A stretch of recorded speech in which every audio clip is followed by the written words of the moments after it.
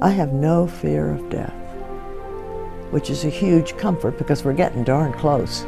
And I don't have a fear of death for my precious George or for myself, because I know that there is a great God, and I'm not worried about that. She said she had the best job in America, and at 92, former First Lady Barbara Bush has passed away. And true to herself, at the end, she refused more care and drank some bourbon, all while her husband, George H.W. Bush, held her hand.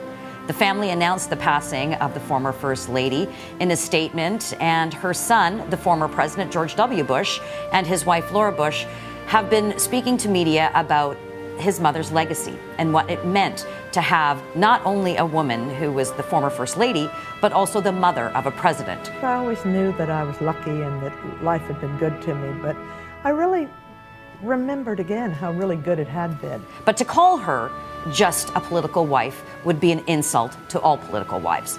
Barbara Bush carved out a path of her own, and she even embroiled herself in a little bit of controversy when her husband was President of the United States.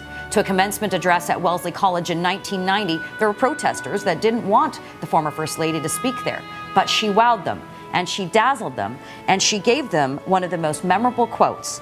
"At the end of your life, you will never forget not having passed one more test, winning one more verdict, or not closing one more deal.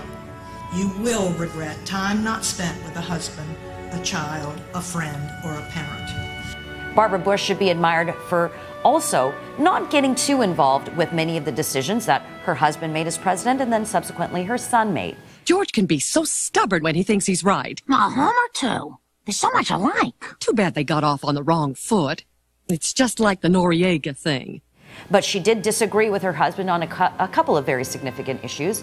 One, she believed in the absolute right for legal abortion, and she disagreed with the state arms sales to Middle Eastern countries.